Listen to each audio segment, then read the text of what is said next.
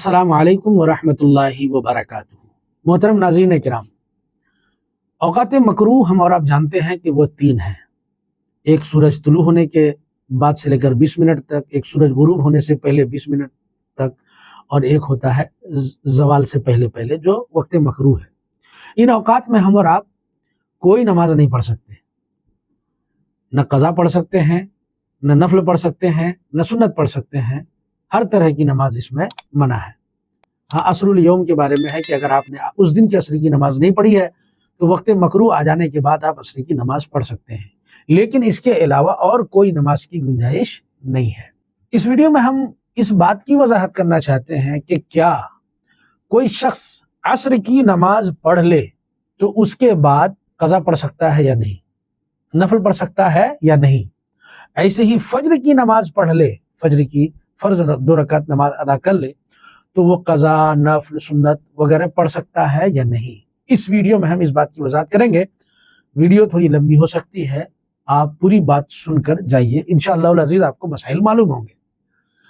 देखिए, इस ताल्लुक से हदीस पाक है, अल्लाह के रसूल ने इरशाद फरमाया, ला सलाता बादल असरी वला सलाता बादल फज्र, यानी असर की नमाज पढ़ लेने के बाद अब कोई नमाज नहीं, फज्र की नमाज पढ़ लेने के बाद कोई नमाज नहीं।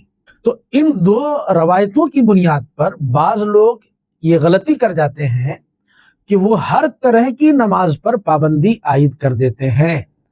असर पढ़ लेने के बाद और फज्र पढ़ लेने के बाद उनका यह कहना होता है कि अब कोई नमाज नहीं पढ़ सकते, सुन्नत भी नहीं, क़ज़ा भी नहीं।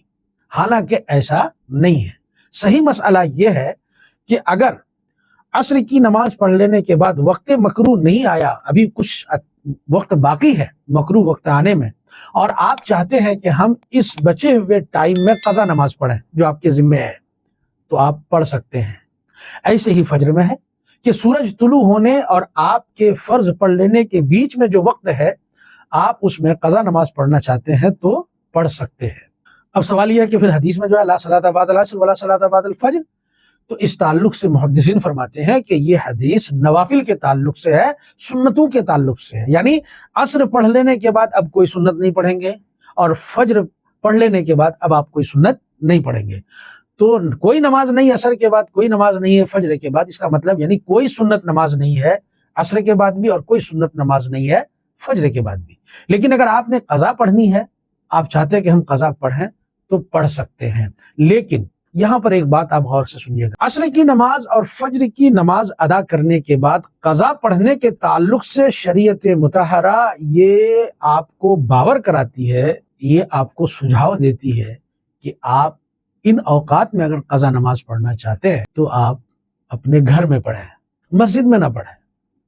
वजह जाहिर है कि चूंकि ये लोगों को मालूम है कि असर और फज्र की नमाज पढ़ लेने के बाद अब कोई सुन्नत और नफल नमाज नहीं है, और आप जमात खत्म हो गई और आप जो है वहां पर नफल नमाज पढ़ना क्या नाम कहते हैं कि फज्र की नमाज के बाद या असर की नमाज के बाद नमाज पढ़ना शुरू कर दिए, क़ज़ा नमाज पढ़ रहे हैं आप।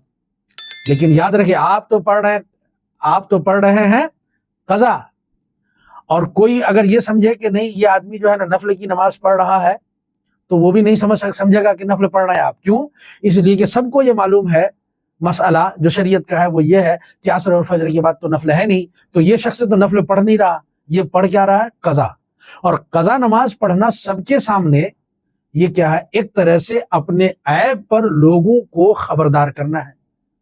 यानी नमाजें छोड़ना ये बुरी बात है, आप उसी नमाज की तो क़ज़ा करने जा रहे हैं, तो क़ज़ा के जरिए से आपका वो ऐब जो छुपा हुआ था, वो गुनाह जो छुपा हुआ था, आपने उसको उस वक्त में अदा करके लोगों पर आया कर दिया। यानी आपका ऐबदार होना लोगों पर जाहिर हो रहा है, और ये किसी और ने नहीं बल्कि खुद आपने किया, आप कर रहे हैं, तो जिम्मेदार आप हैं। इसलिए शरीयत मुतहरा कहती है कि अगर इस बात का डर है या वहां कुछ लोग मौजूद हैं जो आपके इस नमाज को देखने के बाद वो ये समझेंगे कि आपकी नमाजें क़ज़ा हुई हैं, तो ऐसी सूरत में हुक्म ये देता है कि आप इन नमाजों को अपने घर में जाकर अदा कीजिए, अपने घर में, वहां कोई देखने वाला नहीं है, और आपका जो ऐब छुपा हुआ है वो छुपा ही रहेगा। इसको एक मिसाल से समझिए। एक शख्स वितर की नमाज क़ज़ा करना चाहता है, मान लीजिए जोहर के वक्त में रात की वितर की नमाज छूट गई थी, अब वो जोहर में उसकी क़ज़ा करना चाहता है। तो अब 3 تیسری رکعت میں وطر میں تو یہ ہے نا کہ دعائے قنوت بھی پڑھنی ہوگی، اور دعائے قنوت پڑھنے کے لیے اللہ اکبر کہتے ہوئے ہاتھ کو اٹھانا سنت ہے۔